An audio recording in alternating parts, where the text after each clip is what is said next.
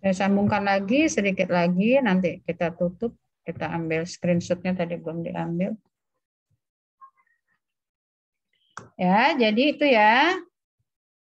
Mahasiswaku sekalian, kalau Anda membahas soal, kalau Anda melihat tentang produk cacat atau cacat produk tadi, kemudian Anda ingin melakukan gugatan berdasarkan pasal, karena senjatanya pasal 1365 ya.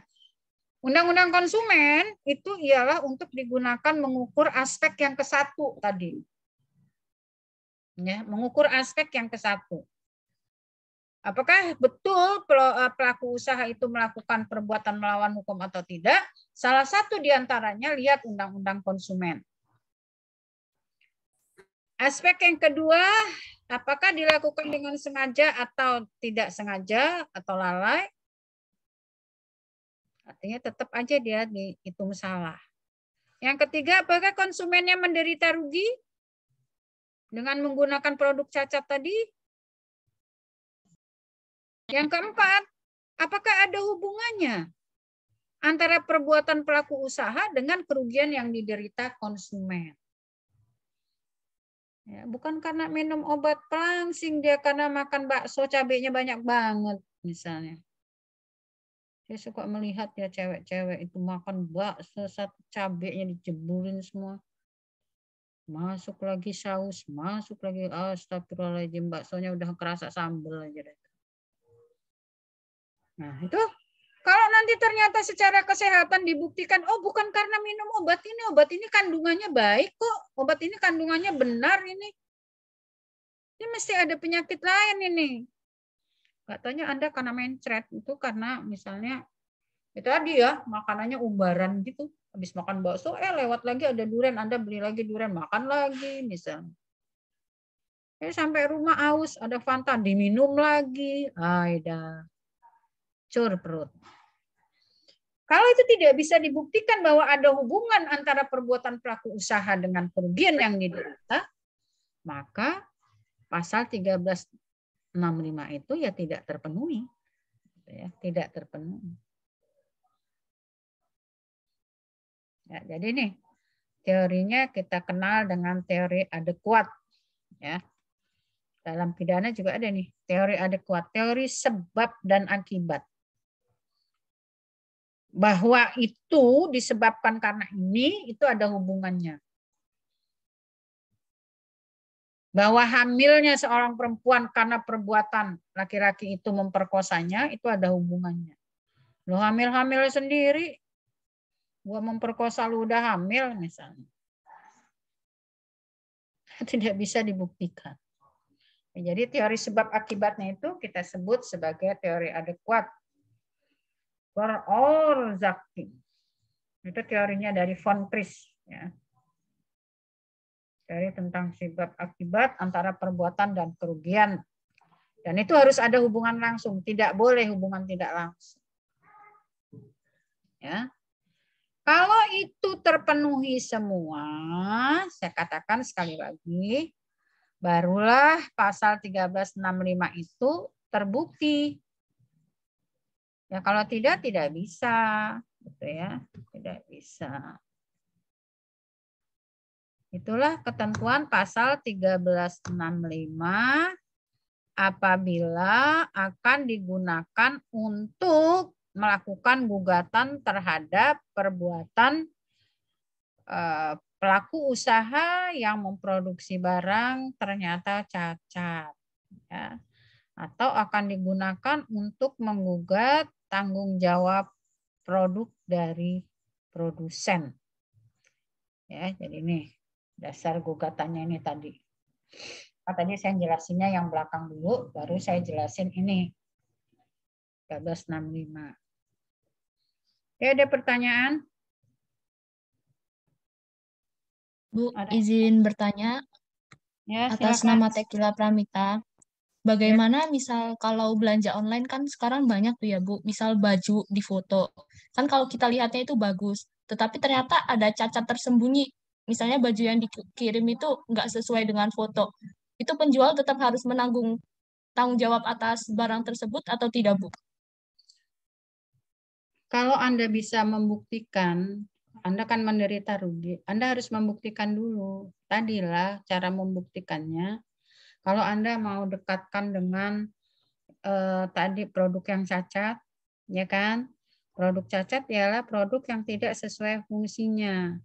Kalau baju tetap bisa dipakai sebagai baju, namanya masih berfungsi dia sebagai baju.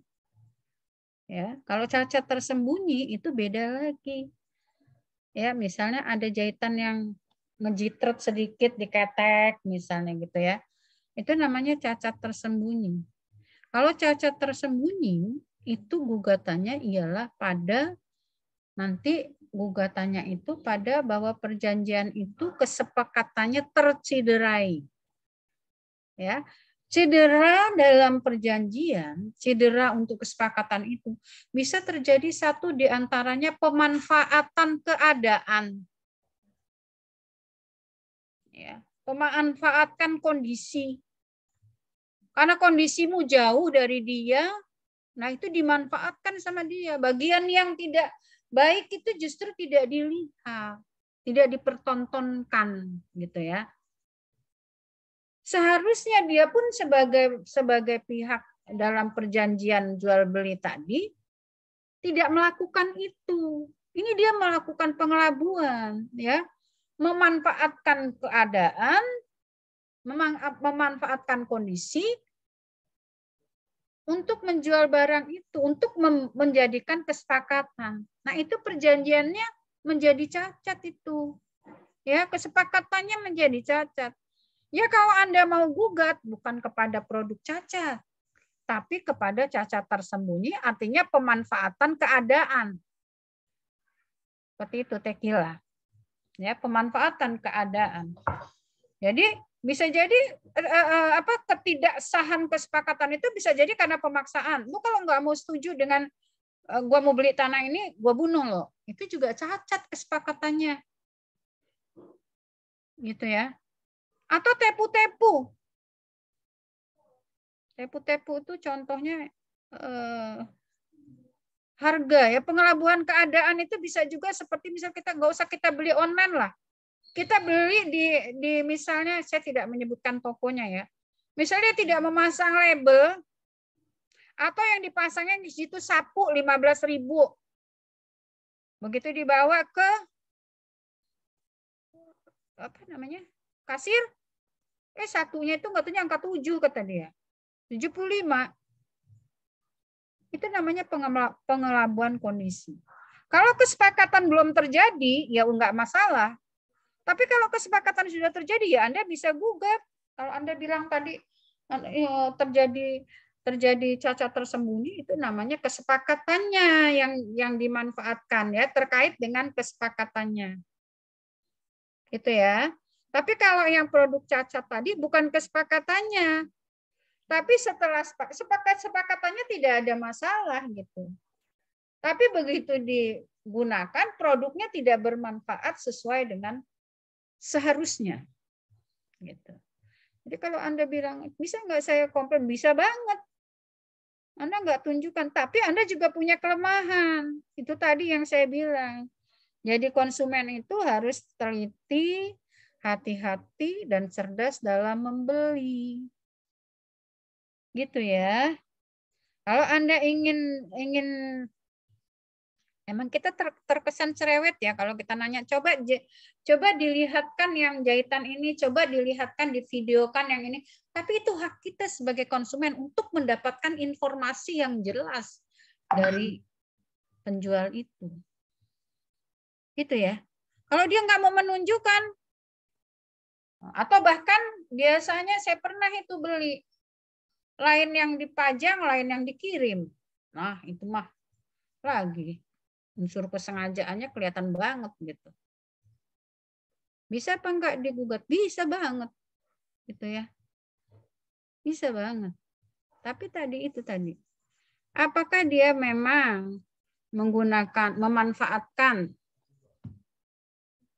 pengelabuan keadaan terhadap pasangan perjanjiannya itu apa-apa. Nah, itu nanti melalui uji pembuktian lagi ya.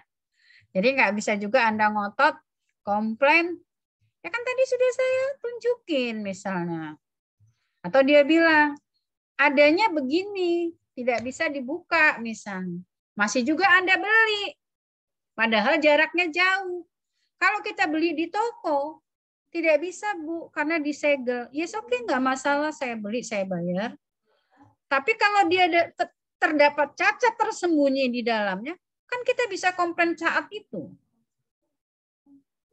Gitu ya. Dia nggak bisa bilang misalnya saya nggak tahu. Kita tanya dulu.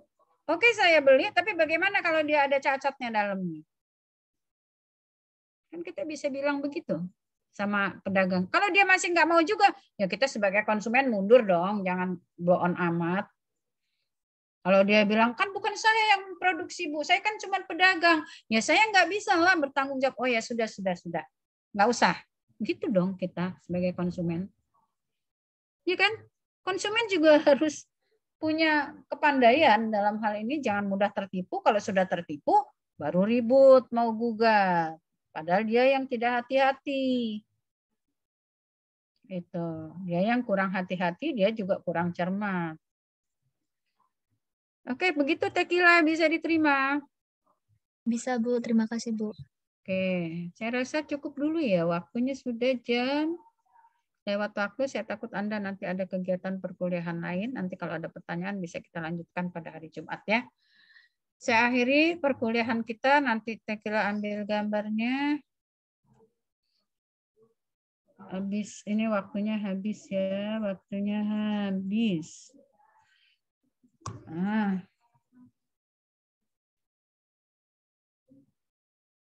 Oke, diambil gambarnya, Tekila.